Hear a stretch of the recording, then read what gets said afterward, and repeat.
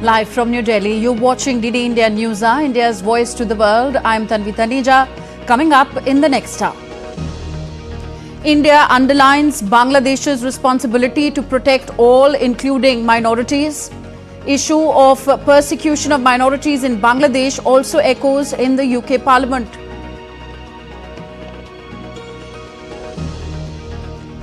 Violence returns to Syria after rebels launch surprise offensive against government.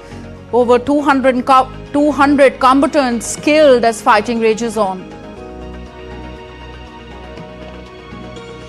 West Asia on razor's edge as Israel and Hezbollah trade accusations of ceasefire violations. Netanyahu threatens intensive war if fragile truce is breached.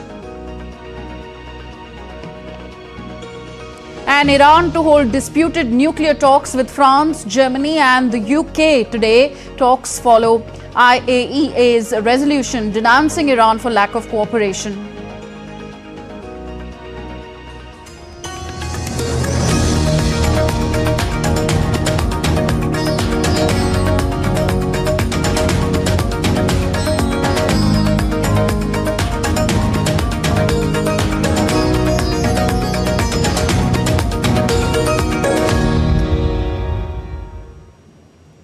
So the issue of persecution of religious minorities in Bangladesh has echoed in the UK Parliament as well. Amid violence against Hindus in Bangladesh, UK Member of Parliament Bob Blackman has condemned the attacks on Hindus in Bangladesh. Addressing the British Parliament on Thursday, Blackman showed his concern by the attempt of a High Court in Bangladesh to ban ISKCON from the country. He said that Hindus in Bangladesh are now subject to death, with their spiritual leader being arrested and their houses being burnt.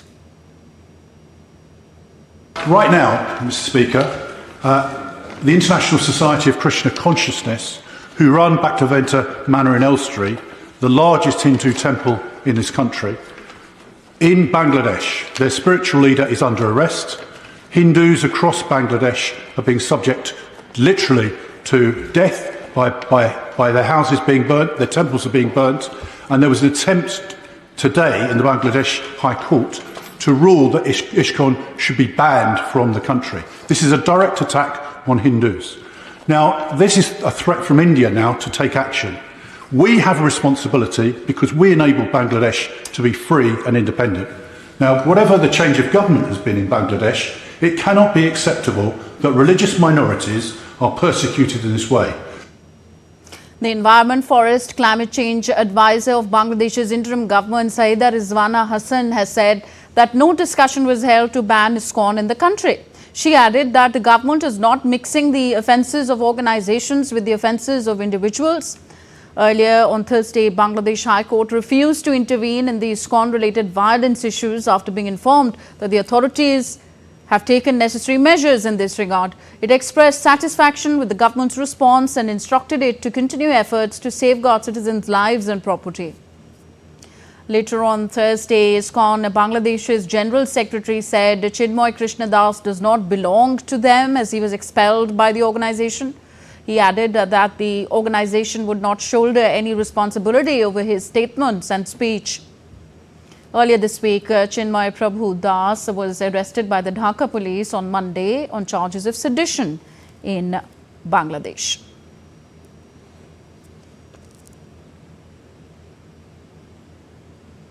So DD India's Naval Singh Parmar joins us live from Dhaka for more updates on the story. So with the kind of violence, the rise of fundamentalism and the continued attacks on Hindus that have been happening in Bangladesh in recent days, where is the country actually headed? Is it anarchy? Today there is one protest which is called by the Hifazat-e-Islam. Though government from their side made their stand clear that they didn't discuss regarding ban on ISKCON. Yesterday, its spokesperson Saida Rizwana said, and the High Court in Bangladesh also said that it will not intervene in the matter related to ISKCON.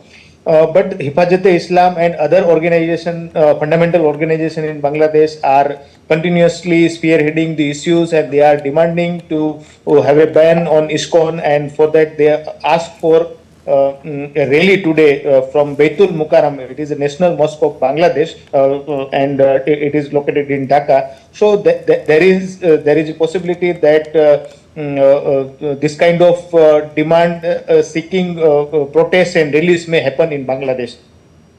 So, Naval Singh, we've heard from the Environment, Forest, Climate Change Advisor of Bangladesh Interim Government, Saida Rizwana Hassan, saying that if measures are being taken to restore, peace in the country. So, what has been the efforts taken by the Bangladesh government so far to restore peace in the country? Actually, they didn't mention it, what the action they have taken. Just Attorney General of Bangladesh made a statement in High Court, and High Court expressed its satisfaction that government has taken enough measure. But what kind of measures government have taken to protect lives and securities of the people in general and minority in particular, for that they didn't mention anything in public. Okay. And also, how worrisome are the frequent attacks on the freedom of media in Bangladesh? Yes, that is the big concern here. Yesterday and day before yesterday, there were meetings of the various political parties. In fact, 13 political parties of Bangladesh yesterday met, and they raised concern regarding the freedom of expression and protection of media here in Bangladesh. So it is a big issue, and in last week, some fanatical elements and the fundamentalists do protest in front of leading dailies of Bangladesh, Prathamalo and Daily Star, and there were many incidents happened that the mob forced the media houses to sack the some sets of journalists. So many journalists lost their lives due to pressure from the mobs or fundamentalists. Okay. We leave it here. Thank you very much, Naval Singh Parmar, reporting from Bangladesh. So, the issue of the chaos in Bangladesh also reverberated in the Indian Parliament today. In a written reply in the lower house of Indian Parliament, External Affairs Minister Dr. S. Jaishankar said that the government has taken serious note of the incidents of violence against Hindus in Bangladesh and shared its concern with the government of Bangladesh.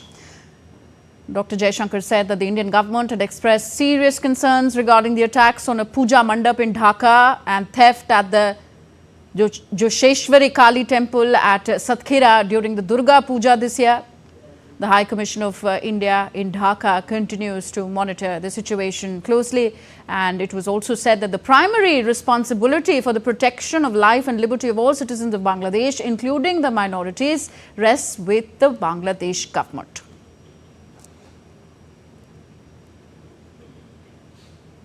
And now let's head across to Vishal Barristo, who is joining us from the Indian Parliament now. Vishal, it was quite a detailed and tough statement there by India's External Affairs Minister, Dr. S. Jaishankar, on the way the religious minorities are constantly subjected to violence in Bangladesh, and the fact that responsibility for it clearly lies with the Muhammad Yunus-led government. Well, absolutely, Tanvi. A very good afternoon to you. And this is the second day that the issue of Bangladesh has echoed in the Indian Parliament. Yesterday it was the upper house, and today is the lower house of the Indian Parliament. And today the External Affairs Minister Dr. S. Jaishankar has given a written reply saying that it is the responsibility of the interim government in Bangladesh. And also he said, and I quote, that it was the Bangladesh government who had assured the security and safety of the minorities and also their places of worship. And even the Bangladesh army and also the border guards of Bangladesh were given the responsibility to assure all kinds of protection. But nothing has happened, and time and again we get to hear news of attacks on the minorities, especially the Hindus. And the Indian High Commission is closely monitoring the situation. And he also said that the protection and safety of the minorities rests with the government of Bangladesh. So clearly India is closely monitoring the situation, but the situation is going from bad to worse. And it is not only India, but recently you showed our viewers that even the United Kingdom has also raised its voice against the attacks on minorities in Bangladesh. Vishal, I request you to stay with us as we bring our viewers up to speed with the other updates of day 5 of the winter session of Indian Parliament. So the session kicked off at 11 a.m. on Friday. However, it was stalled as the Lok Sabha, the lower house of India's parliament, was adjourned till 12 noon earlier. Both houses, along with the upper house of the Rajya Sabha, have been adjourned till Monday, the 2nd of December, 11 a.m. In the session, the draft of the Joint Parliamentary Committee on Waqf was tabled in the upper house of the Indian Parliament, in which it was proposed to extend the tenure of the committee till the last day of the upcoming budget session. So let's go back to Vishal Barrister again. Vishal, could you tell us something about the proceedings in Parliament today and what it was that caused both houses to be adjourned till Monday? Well, Dharmi, it is very sad that the first week of the winter session of the Indian Parliament has been washed out, and there were fears that the opposition might not allow the House to function because even before the House, both houses began to function or assemble, the opposition had made it very clear that it would raise issues of the alleged financial irregularities against the Gautam Adani group, and also the incidents of Sambal violence and Manipur would be discussed, and the opposition would raise these issues. But time and again, the government and also the treasury benches in the lower house have been asking the opposition to let the house function. Even the Prime Minister, on the day India celebrated the 75th anniversary of the Constitution Day, he also said that the house is meant, Parliament is meant for discussion, and he asked the opposition to cooperate and work for the development of the country and also raise issues of the people at large. But nothing was accepted by the opposition, and despite of repeated appeals by the chairperson in the upper house and also the speaker in the lower house, the opposition did not relent, and today we see that both houses have been adjourned, and now the winter session would begin on Monday at 11 a.m. IST. So quite an unfortunate thing to happen. But let me also tell you that there were people like the first timers, the member of parliament who entered the parliament for the first time, Chandrasekhar, is one who represents the Azad Samaj Party, and he said that I am here for discussion, I am here to raise my voice, I am here to discuss issues of my constituency, but it is very unfortunate that the house was not allowed to function properly. So opposition clearly a divided house, but then time and again disruptors has washed out the first week of the winter session. Clearly a divided house there. Thank you very much, Vishal. Vishal Barrister reporting from the Indian Parliament in New Delhi. Moving on. Taiwan on Friday reported an increase in Chinese military activity around the island, detecting over 41 PLA aircraft and vessels around the island. In response, Taiwan has stepped up its security along its maritime borders. Taiwan's armed forces conducted a comprehensive air defense drill on Thursday as China reportedly prepares for its third large-scale military exercise, Joint Sword 2024C, near Taiwan. The drill, which involved air, naval and missile defense units, was conducted to strengthen readiness against potential aerial and missile threats. The Air Force Command stated that the exercise took place from 5 a.m. to 7 a.m., deploying fighter jets, naval vessels and air defense missile systems. The aircraft, such as the indigenous defense fighter Mirage 2000, F-16 and C-130 transport planes, were utilized along with ground-based air defense missile units. You're with us on DD India News Hour. Still to come on this show. Representatives of some 200 nations are in South Korea's Busan to deliberate on a deal to curb plastic pollution. And Australia's social media ban for children under 16 sets standards for others to follow.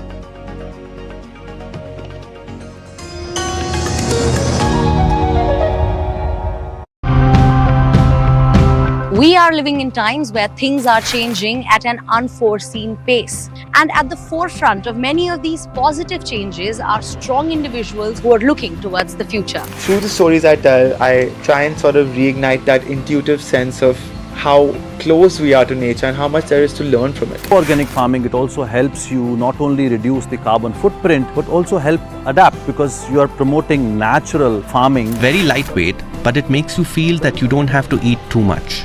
In this NFT channel, we use net cups with cocoa peats on it. This helps to penetrate the roots. There will be nutritious water flowing through the channel that supplies essential nutrients for the plant.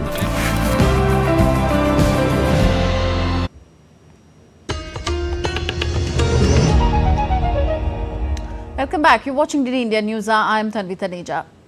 Iran is set to meet Britain, France and Germany for talks today on its nuclear program after the three governments joined with the United States to have Tehran censured by the UN atomic watchdog.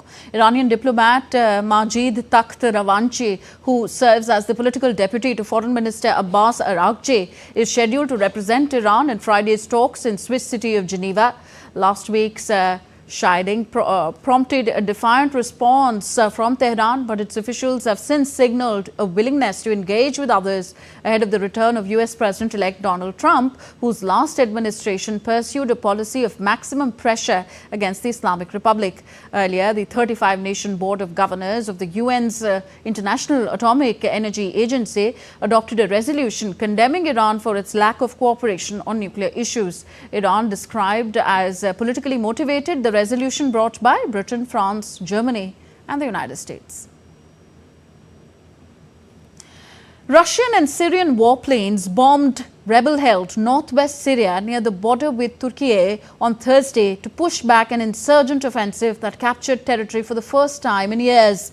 The joint Russian-Syrian offensive was massive, inflicting heavy losses to the rebels.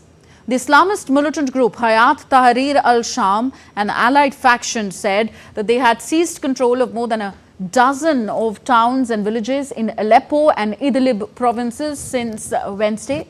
The Syrian military said that its forces were confronting a large-scale attack by terrorists. The army said it was cooperating with Russia and unnamed friendly forces to regain ground and restore the situation. A UK-based monitoring group said that more than 200 combatants on both sides had been killed in the fighting. At least 19 civilians had also been killed in Syrian and Russian airstrikes on opposition-held areas. More than 500,000 people have been killed in the civil war that erupted after the government cracked down violently on peaceful pro-democracy protests in 2011.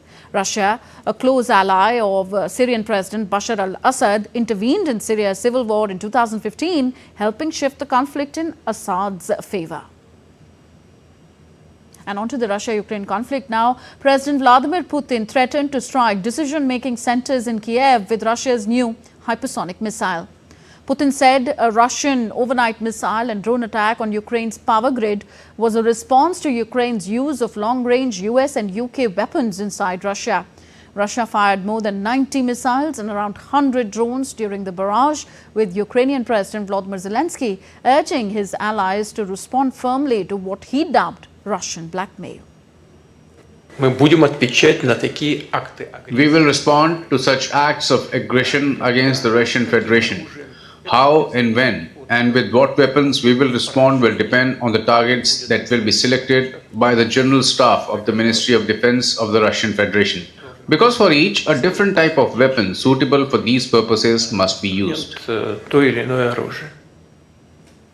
Meanwhile, Ukraine reports no fatalities after the attack, but more than 1 million Ukrainians are left without power as 12 targets were struck. Ukraine's President Volodymyr Zelensky accused Russia of a despicable escalation, saying that it had used cruise missiles with cluster munitions. He also discussed the attack with UK Prime Minister Keir Starmer, who described targeting the energy sector as depraved.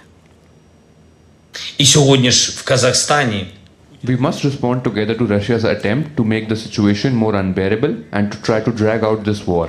We are interested in peace, us and all partners. Now is the time to strengthen our positions, the positions of Ukraine and our partners. Any Russian blackmail must be met with a tough response, in the way Putin deserves, and we must see the prospect of ending the war with genuine peace together with America, together with Europe, together with all the partners.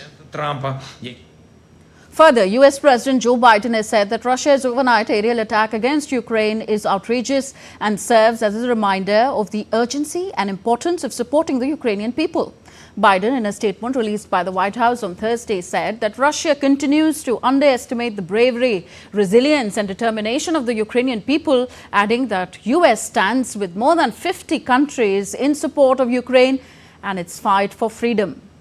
Russia on Thursday unleashed its second big attack on Ukraine's energy infrastructure this month, triggering deep power cuts across the country. President Vladimir Putin said Moscow had struck in response to Ukraine's strikes on Russian territory with US medium-range ATACMS missiles.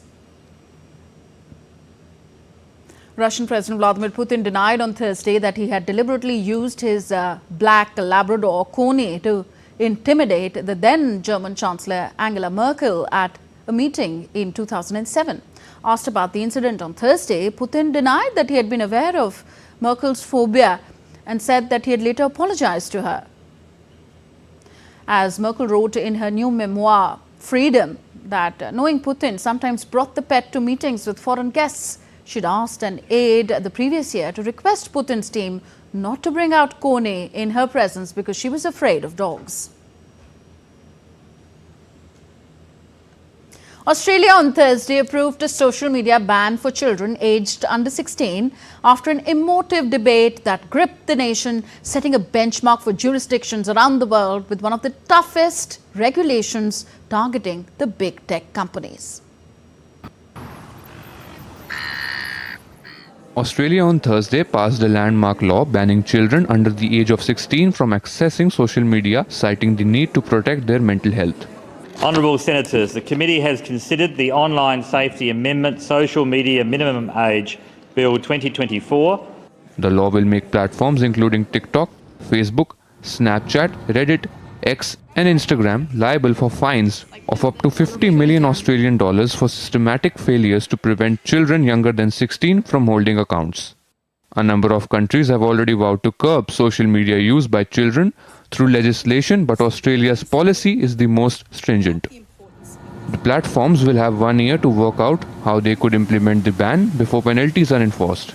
The law does not penalize children or their parents for violating the ban.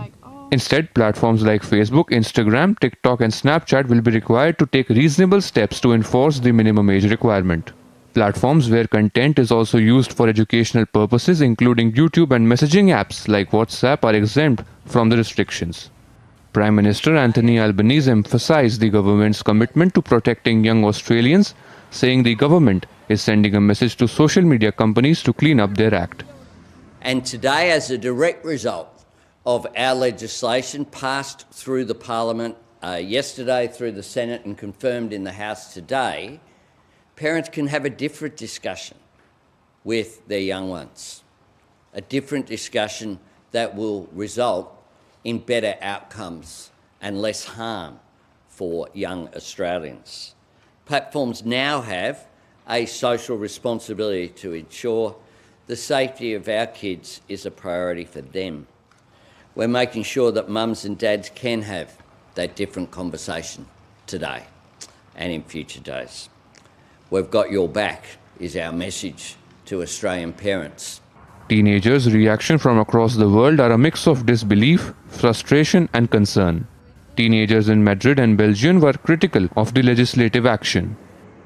I'm really strongly against it because I feel like we are a new generation that is accustomed of having social media in our life, and it's something we use on a daily basis, and I think restricting our use isn't going to help us.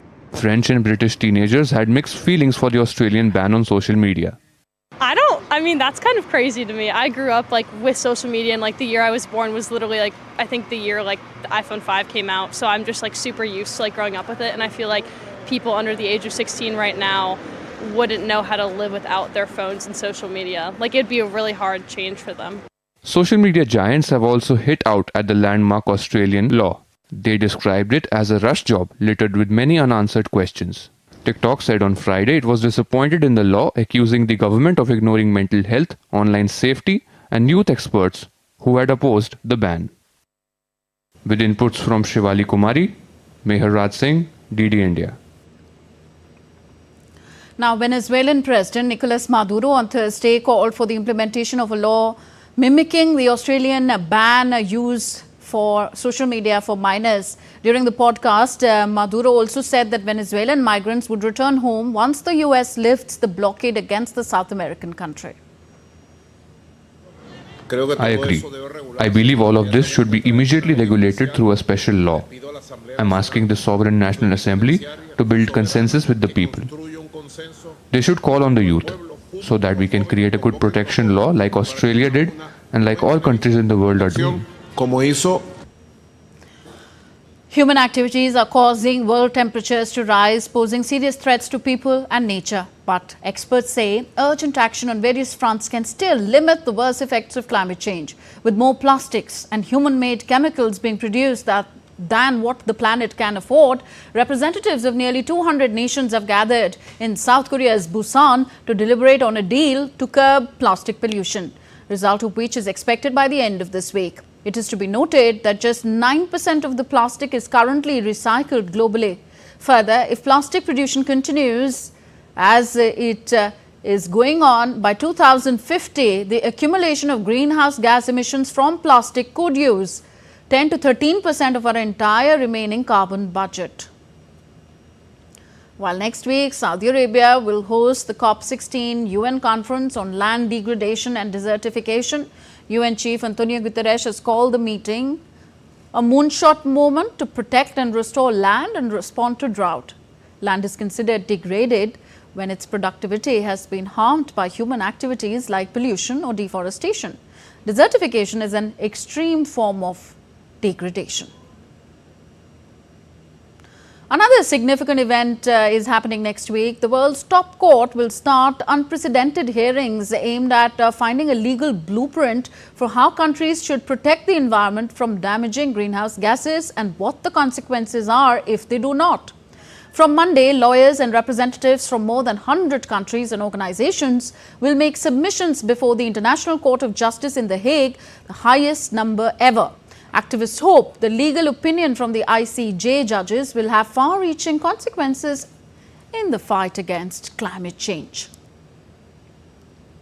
Police clashed with protesters in the Georgian capital Tbilisi early on Friday after the country's ruling party said that the government would suspend talks on European Union accession and refuse budgetary grants until 2028.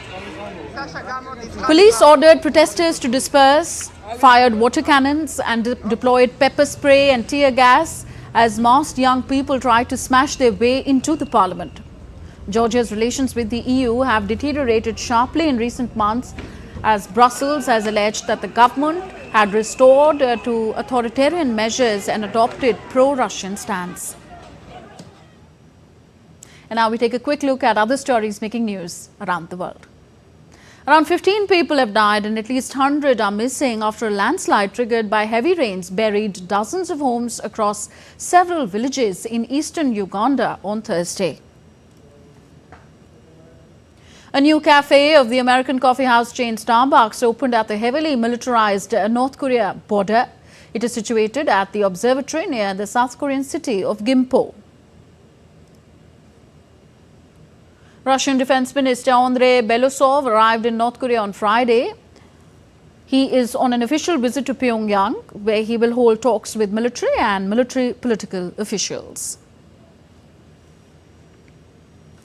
Still to come on DD India News Hour. India re-elected to the UN Peace Building Commission for the year 2025-26. And we also bring you the highlights of the 55th International Film Festival of India's closing ceremony in Goa.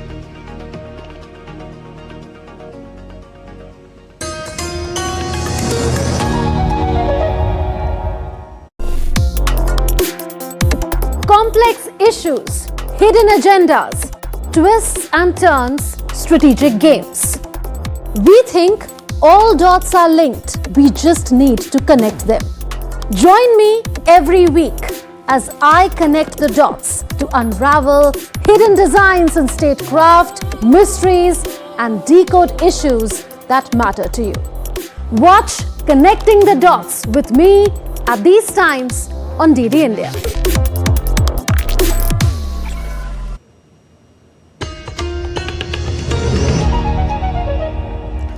Welcome back. You're watching DD India News. I'm Tanvi Taneja. Quick relook at the headlines we're tracking at this hour. India underlines Bangladesh's responsibility to protect all, including minorities.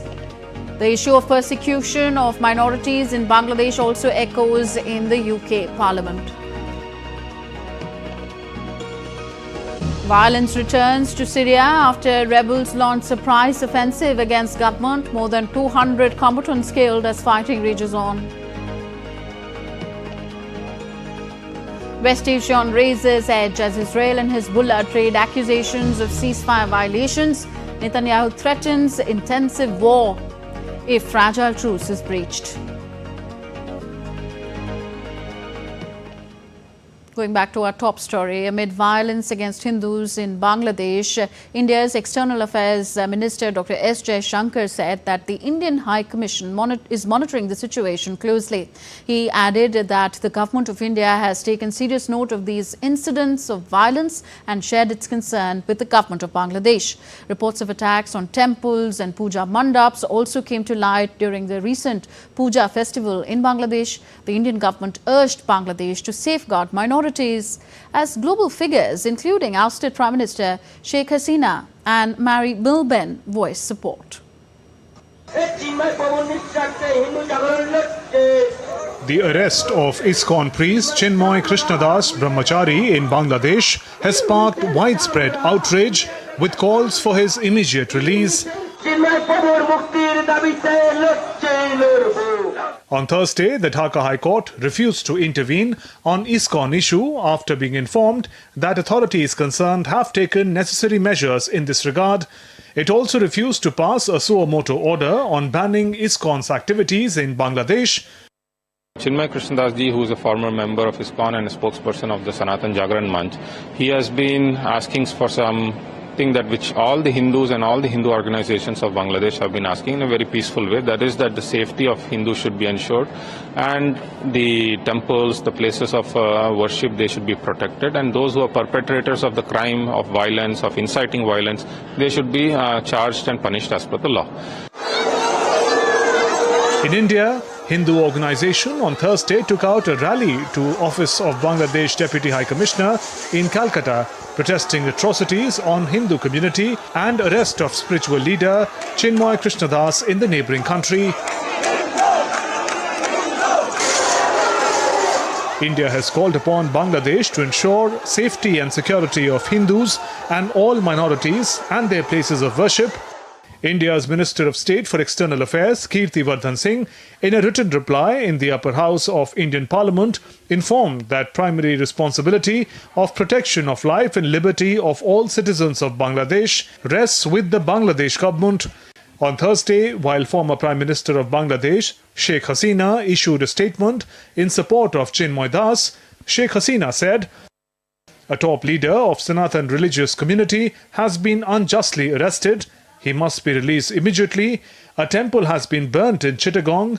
Previously, mosques, shrines, churches, monasteries and homes of Ahmadiyya community were attacked, vandalized and looted and set on fire. Religious freedom and security of life and property of people of all communities should be ensured." American singer Mary Milben also expressed concerns over arrest of ISKCON priest. She wrote on social media X, "The imprisonment of Chinmoy Krishnadas and the continued attacks against Hindus and other minorities by extremists in Bangladesh must be addressed now by world leaders. We must preserve religious freedom and the safety of all people of faith globally." While West Bengal Chief Minister Mamata Banerjee expressed support for the centre's position on escalating violence against Hindus in Bangladesh, Chinmoy Krishnadas was denied bail and sent to jail by Chattogram 6th Metropolitan Magistrate Court on Tuesday. Bureau Report, DD India. On to the Israel-Hezbollah conflict now. Israel said that its Air Force struck a facility used by Hezbollah to store mid-range rockets in southern Lebanon on Thursday after both sides accused each other of breaching a ceasefire that aims to halt over a year of fighting. Israeli military said that it also opened fire on Thursday towards what it called suspects with vehicles arriving at several areas in the southern zone, saying that it was a breach of the truce with Iran-backed armed group Hezbollah, which came into effect on Wednesday. Hezbollah lawmaker Hassan Fadlallah, in turn, accused Israel of violating the ceasefire several times on Wednesday and on Thursday. Today's message must be completed by having a national decision, first, to build a strong, just and capable state, and second, by having an army with the most modern weapons, and for its decision to be that of cabinet and government to counter any Israeli violation. There are violations today by Israel. Even in this form, we are with the state countering and carrying out its full role. That is why we say too. Further, Israeli army has prohibited displaced Lebanese from returning to their homes in southern Lebanon. The military released a map of Lebanon's south and warned that Lebanese residents are not allowed to enter the area until further notice. The exchange of accusations highlighted the fragility of the ceasefire, which was brokered by the United States and France to end the conflict fought in parallel with the Gaza crisis. The truce lasts for 60 days in the hope of reaching a permanent cessation of hostilities. Israel's airstrike on Thursday was the first since the truce took effect on Wednesday morning. Hezbollah lawmaker Hassan Fadlallah accused Israel of attacking people returning to their villages in South Lebanon. He said that Israel had violated a ceasefire deal by firing on civilians returning home to their villages along Lebanon's southern border with Israel. Today's message must be completed by having a national decision, first, to build a strong, just and capable state, and second, by having an army with the most modern weapons, and for its decision to be that of cabinet and government to counter any Israeli violation. There are violations today by Israel. Even in this form, we are with the state countering and carrying out its full role. That is why we say too. While Israeli Prime Minister Benjamin Netanyahu reiterated his warnings that any failure by Hezbollah to comply with the ceasefire terms would lead to an intensive war. In his first interview since the Lebanon ceasefire, Netanyahu described the Lebanon ceasefire as potentially brief, stating that Israel enforced it on its first day. Netanyahu said that he had given the Israel Defense Forces instructions that in the case of a massive violation of the agreement, the response would extend beyond surgical operations like the ones they're doing now. Need India's Jessica Taneja joins us with more on the story now. Jessica, with repeated breaches of the ceasefire reportedly by both Israel and Hezbollah, will the current ceasefire last even the 60 days that it is supposed to?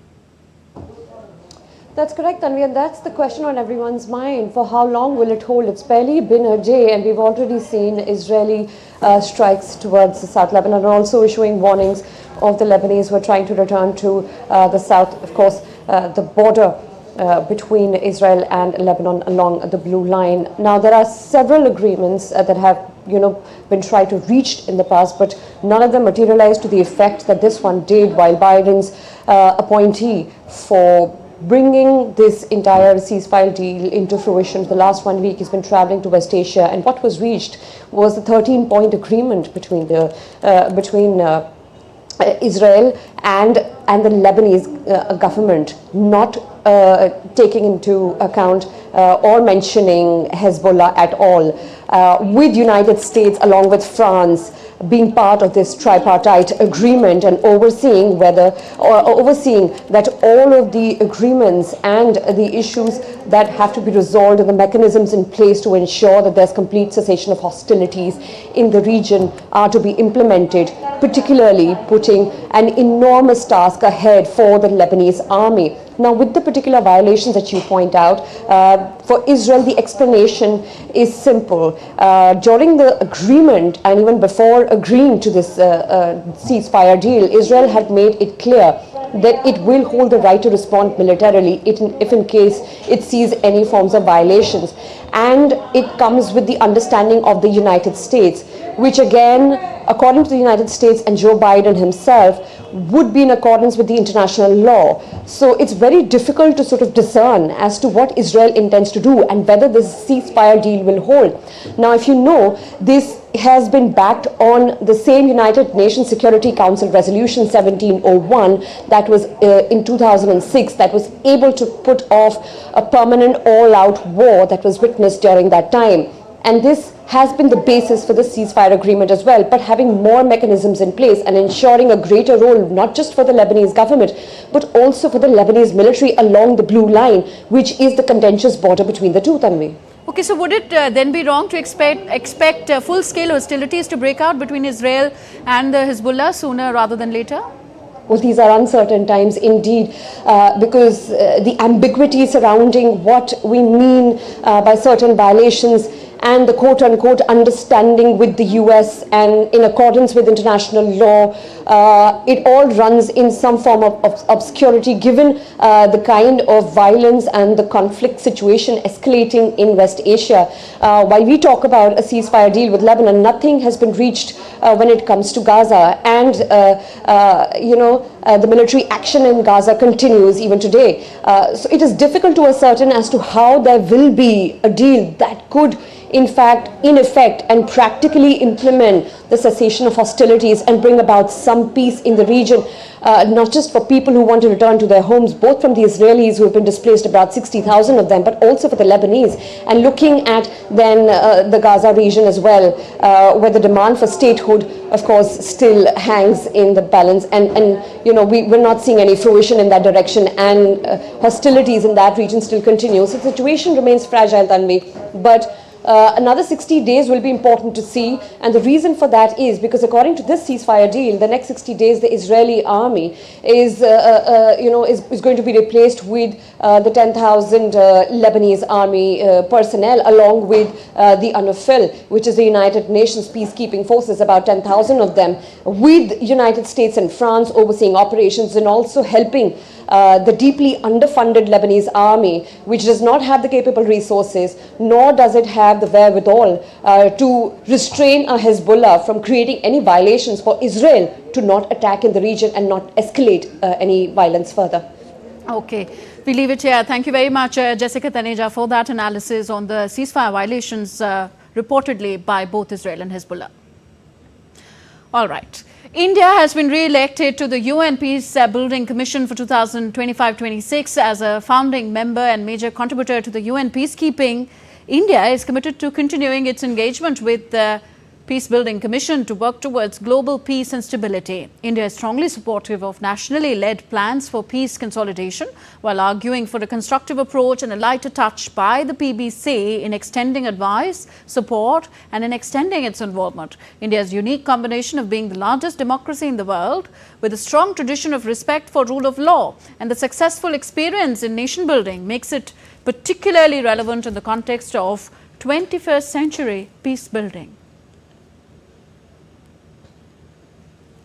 And in news from India, Union Minister of Communications Jyotiraditya Scindia announced the Ashtalakshmi Mahotsav in New Delhi. He highlighted Prime Minister Narendra Modi's vision for the northeastern region. The ceremony will take place from December 6th to 8th at Pragati Maidan's Bharat Mandapam in New Delhi. Donor ministry के द्वारा प्रधानमंत्री जी के नेतृत्व में देश में पहली बार उत्तर पूर्वी राज्यों का एक सांस्कृतिक हस्तशिल्प, टेक्सटाइल और संपूर्ण आध्यात्मिक शक्ति का प्रदर्शन अष्टलक्ष्मी महोत्सव में पूर्ण रूप से सुचारू रूप से शुरुआत पहली बार देश में की जा रही है। प्रधानमंत्री जी की जो सोच और विचारधारा है, एक दृष्टिकोण है उत्तर पूर्वी राज्यों के प्रति कि भारत के विकास इंजन हमारा उत्तर पूर्वी क्षेत्र बने। The 55th edition of IFFI concluded with a star-studded closing ceremony in Goa on Thursday. Australian director Philip Noyes was bestowed with the prestigious Satyajit Ray Lifetime Achievement Award. Also, Golden and Silver Peacock Awards were also given. Deepika Meheto reports.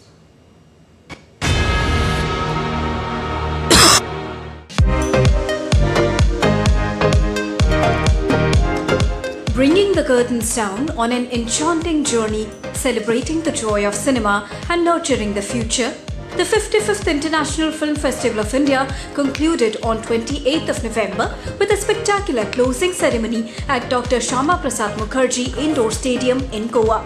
This grand finale marked the culmination of 9 days of cinematic brilliance, celebrating the art of storytelling and the spirit of global cinema. Featuring over 200 films from 75 countries, masterclasses by industry stalwarts, and inspiring panel discussions, this year's IFFI has showcased unifying power of cinema. This time it's a festival of the industry, for the industry, but this time with Shekhar Kapoor ji here, we made it the by the industry possible. So this festival truly exemplifies the best in the industry, and believe me, all these are the moments which we want to cherish. These are the moments we want to live, and it's great that we have been able to do it. We have the future here. Future is now, sitting right here, and I think this is what makes this festival big.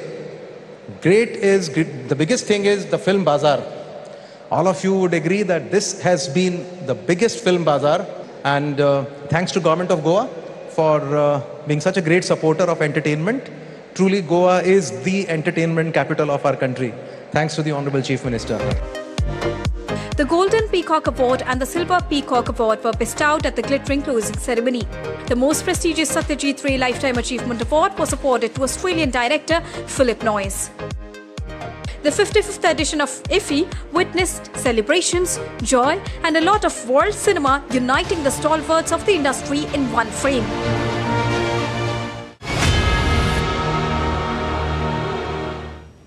So, Australian film director Philip Noyes was the recipient of this year's Satyajit Ray Lifetime Achievement Award at the 55th International Film Festival of India in Goa. In an exclusive conversation with DD India's Deepika Mehto, Noyes talked about his admiration for Indian legendary filmmaker Satyajit Ray. He also shared his concerns regarding budget constraints in film production and the reach of Indian cinema. Listen in. We have with us Mr. Philip Noyes from Australia. Sir, thank you so much for joining us in this exclusive broadcast, and many, many congratulations to you for this prestigious award. Thank you. Thank you. It's a pleasure to be here. So when we talk about, first of all, the award and your experience here in India, what do you have to say about it? Because you've been sharing a lot of stories about Satyajit Ray and what kind of inspiration you drew from the legend. We in Australia were very influenced by his films, particularly the Apu trilogy. Even though it was made before I was an adult, I was still a boy when in the 50s when he made the Pather Panchali. But you know, he was legendary in Australia because we grew up on big American films, extravaganzas, and Satyajit Ray taught us to look for the heart, to make stories from the heart, to be small in scope but big in heart. We in Australia saw Ray's films and said, okay, this is how we can make films. This is how we can make the smaller budget films. So, you know, we dreamed of making feature films. Budget has been one important aspect, not only for Indian cinema, but for global cinema. What is your take on that? At the moment, the film industry all over the world is in a little bit of chaos, particularly in America, but I suspect in every country. You know, there's been a lot of discussion about technology and the evils of AI and how AI is going to rob writers and rob actors. As a director, I would say, thank goodness for AI, because that's the way in which we can also, you know, make big films for small budgets by using technology. What's your take about the production, the kind of transformation that India has witnessed, which is now being seen in the world at different film festivals? Well, you know, the revolution that's taken place in film distribution has aided all countries outside America, because now we can see so many Indian films on Netflix, Amazon Prime, and so on.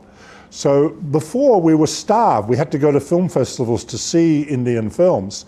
Now we can turn on our TVs and we have a huge selection, and that's a good thing, a great thing. How do you feel on receiving this award from India in India? Well, you know, it's embarrassing in a way, because compared to what he did, I think that I'm a pretender. This was a man whose films I greatly admired, who inspired me, who inspired my generation of film directors in Australia. Receiving this award named after that great filmmaker, it's humbling. All right, thank you so much, sir, for joining us for this exclusive conversation, and many congratulations to you once again for the prestigious award. Thank you. On to some business updates now. Indian economy continues to grow at an impressive pace despite global challenges. Veteran global investor Jim Rogers, renowned for his expertise on economics and strategic insights, has lauded Prime Minister Narendra Modi's economic policies, describing them as transformative. The 82-year-old investor noted a significant shift in India's economic governance under Prime Minister Modi's leadership, emphasizing that for decades, New Delhi spoke about reforms but lacked commitment. He added that for the first time, Delhi understands and they mean it, and it's going to get better. Highlighting India's progress, Rogers expressed optimism about the country's future, even hinting at plans to reinvest. India has realized that prosperity is not bad and success is not bad either. Rogers added that there is a positive change in New Delhi. On to Germany now. The political climate is getting rougher in Berlin as Germany is preparing for snap elections. That's weeks after the three-party coalition government failed. One of the reasons it failed was the debt break in the German constitution, which some are supporting as a fiscally conservative measure and others reject as a hindrance to economic growth. Lars Holter is with Deutsche Welle and joins me from Berlin on this story. Lars, what are the current developments around this debt break? Thanks for having me. Well, I suppose we have to look back and just quickly talk about what exactly the debt break is. It was a political idea and later put into the constitution that bans the government from expanding federal debt in order to balance the books. It all started in 2009. The German government had just spent billions to support the country's banks and financial system after the worldwide financial crisis. But that had worried investors. It had weakened bond markets. And the idea was to implement a policy that would encourage confidence. So they decided that the government would have to balance its budget every year without amassing new debt. So basically by saving money somewhere in order to spend it elsewhere. For a long time, that made sense. After all, constantly adding to the country's debt leaves the government with ever-rising costs and less money to actually work with. Also, it's unfair to future generations to leave them all that debt. However, one could argue it's also unfair to future generations to let the country's infrastructure crumble, to fail to invest and threaten the country's economy and growth by strictly adhering to a concept that might have been helpful a few years ago and isn't any longer. And Lars, what is the significance of this debt break in most recent talks? It's very interesting. While the conservative and business-friendly Liberal Party, the FDP, insisted on keeping the debt break in place and even pushed the coalition to its recent implosion, they are not finding much support outside their own group here. Most economists are actually saying that in our current environment, it's simply not possible to keep it in place. That's at least partially due to developments outside Germany and obviously outside German influence, like the election of Donald Trump in the US, which will undoubtedly leave Berlin in need to spend a lot more on its military as the support system of NATO is weakened. Then we have the war in Ukraine and the support Germany is lending as the Ukrainians defend their country against Russia. It costs Germany billions as well. That can't be paid out of the regular budget. And then, as I hinted on, there's massive investments needed in Germany. We literally have bridges collapsing and other enormous challenges keeping our infrastructure in shape. And everyone knows it. So even conservative parties that used to be in favor of the debt break say now that it has to be loosened. Thank you, Lars, for all those updates. And some weather-related updates now. The deep depression in the southwest Bay of Bengal continues to wreak havoc across Sri Lanka, claiming 12 lives and leaving 2 people missing so far. As of 11:30 p.m. last night, the system was located 240 kilometers northeast of Trincomalee and is expected to move towards northwest India's Tamil Nadu, with its impact on the island gradually diminishing. The Met Department has said that the system will gradually lose intensity and turn into a depression by Saturday. The Disaster Management Centre has reported that over 4 lakh people in 24 districts are affected, with 36,000 individuals seeking refuge in 345 safety shelters. Flooding has damaged over 4,800 acres of paddy fields and 2,054 houses, while rising levels in the reservoirs have further compounded the crisis. Flood warnings remain in place for several rivers, including the Mahaveli and Kailani. Authorities urge residents to stay cautious and prioritize safety as relief efforts continue.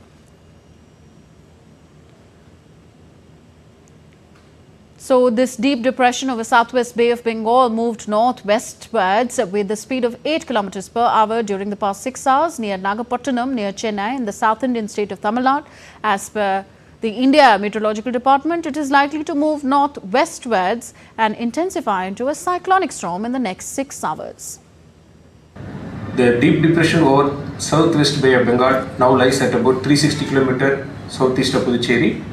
The system is likely to intensify into cyclonic storm during next few hours and move northwestwards towards North Tamil Nadu, Puducherry coast, and cross between Karaikal and Mahabalipuram near Puducherry around noon of tomorrow, that is 30th November.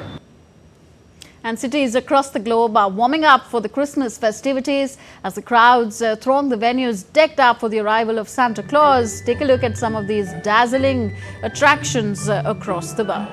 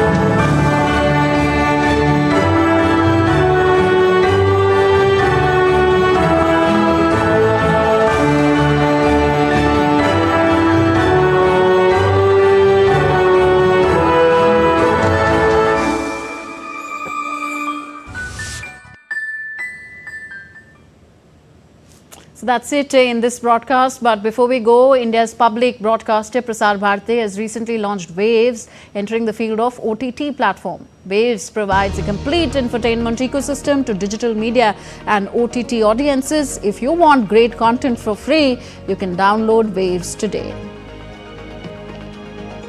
So that's it for this edition of DD India News Hour. We will be back with more news as it breaks here on DD India. I'm Tanvi Taneja from all of us here in New Delhi. Thank you for watching. Namaskar.